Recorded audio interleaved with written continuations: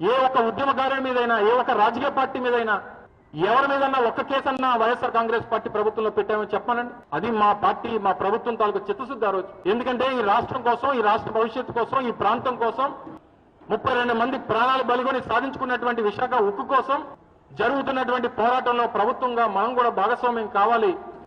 కేంద్ర ప్రభుత్వాన్ని మీద ఒత్తిడి తీసుకొచ్చేటువంటి దాంట్లో మన పాత్ర కూడా ఉండాలి అని చెప్పి ఆ రోజు మా ప్రభుత్వం ఆలోచన చేసింది. ఆ పోరాటంలో భాగస్వాములయ్యాం. ఆ రోజు నేను చేసినటువంటి దీక్ష కూడా రాష్ట్రం కోసమే, ఈ ప్రాంతం కోసమే, ఈ ప్రాంతానికి ఇచ్చినటువంటి హామీ కోసమే, ఈ ప్రాంతంలో ఉన్నటువంటి 5 దశాబ్దాల కళ కోసమే మేము కూడా పోరాటం చేశాం. కానీ ఆ రోజు మా మీద అక్రమంగా కేసులు పెట్టారు. ఆ కేసులు పడినటువంటి శిక్ష 6 నెలల జైలు శిక్ష. కానీ ఆ రోజు అదే వేదిక మీద నేను చెప్పా, తర్వాత జరిగినటువంటి అనకాపల్లి నుంచి మొదలైనటువంటి పాదయాత్రలో చెప్పా, రాష్ట్ర నాయకులందరి సమక్షంలో చెప్పా, రాష్ట్ర ప్రజలను ఉద్దేశించి చెప్పా, ఈ ప్రాంత ప్రజలను ఉద్దేశించి చెప్పా, విశాఖ కేంద్రంగా రైల్వే జోన్ సాధించుకునేటువంటి దానికోసం రైలు పట్టాల మీద నా తలకాయ పెట్టైనా సరే ఈ ప్రాంతానికి రైల్వే జోన్ సాధిస్తామన్నటువంటి విషయాన్ని చెప్పడం జరిగింది. ఆ రకంగానే సాధించుకున్నాం.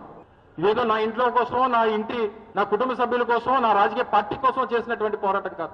ఈ ప్రాంతం కోసం, ఈ ప్రాంత భవిష్యత్తు కోసం, ఈ ప్రాంతంలో ఉన్నటువంటి నిరుద్యోగ యువత కోసం, ఉద్యోగాల కోసం ఇతర రాష్ట్రాలు వెళ్తుంటే వాళ్ళని ఏ రకంగా మన కురవాళ్ళని, మన యువకుల్ని ఇబ్బందులు పెడతా ఉన్నారో చూసినటువంటి వ్యక్తిగా, జోన్ వస్తే ఆర్ఆర్బీ ఏర్పాటు అవుతుంది, ఇక్కడే మన వాళ్ళు పరీక్షలు రాయొచ్చు, వారికి ఏ రకమైనటువంటి ఇబ్బందులు ఉండవు అన్నటువంటి ఆలోచనతో చేసినటువంటి పోరాటాలు.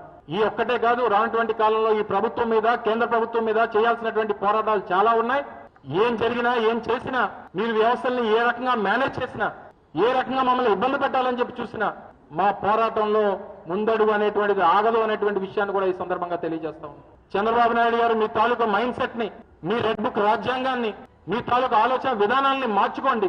రాష్ట్రానికి ముఖ్యమంత్రి అంటే ఒక 28 గ్రామాలకో, ఒక ప్రాంతానికో ముఖ్యమంత్రి కాదు. రాష్ట్రంలో ఉన్నటువంటి 26 జిల్లాలకి, అన్ని ప్రాంతాలకి మీరు ముఖ్యమంత్రి అనేటువంటి విషయాన్ని గుర్తుపెట్టుకోండి. అన్ని ప్రాంతాలు అభివృద్ధి చేయాల్సినటువంటి బాధ్యత మీ మీద ఉందనేటువంటిది గుర్తుపెట్టుకోండి. ఇది మీ కుటుంబ వ్యవహారం కాదు, మీ రాజకీయ పార్టీ వ్యవహారం కాదు. ఈ రాష్ట్రంలో ఉన్నటువంటి 5 కోట్ల మంది ప్రజల తాలూకా భవిష్యత్తు మిమ్మల్ని నమ్మి మీ చేతిలో పెట్టారు. మొన్న ఎన్నికల్లో మీరు మోసం చేస్తారని తెలిసి నమ్మి కూడా మీకు ఓటేశారు. మళ్ళీ మోసపోయారు, 4వ సారి మోసపోయారు. రాష్ట్రానికి వచ్చేటువంటి నిధులు వచ్చినా, రాష్ట్రానికి వచ్చేటువంటి ఒక సంస్థలు వచ్చినా, ఏదొచ్చినా అమరావతికే రావాలి తప్ప మిగిలినటువంటి ప్రాంతాలు ఏవి అభివృద్ధి చెందకూడదు అనేటువంటిది చంద్రబాబు నాయుడు గారి విధానం. చివరికి ఎక్కడన్నా పిడుగు పడినా అది అమరావతిలోనే పడాలి తప్ప ఇంకెక్కడ పడడానికి వీల్లేదనేటువంటి అభిప్రాయం ఉంది చంద్రబాబు నాయుడు గారు. అంటే దాంతో అంత పెనవేసుకుపోయాడు ఆయన చంద్రబాబు నాయుడు.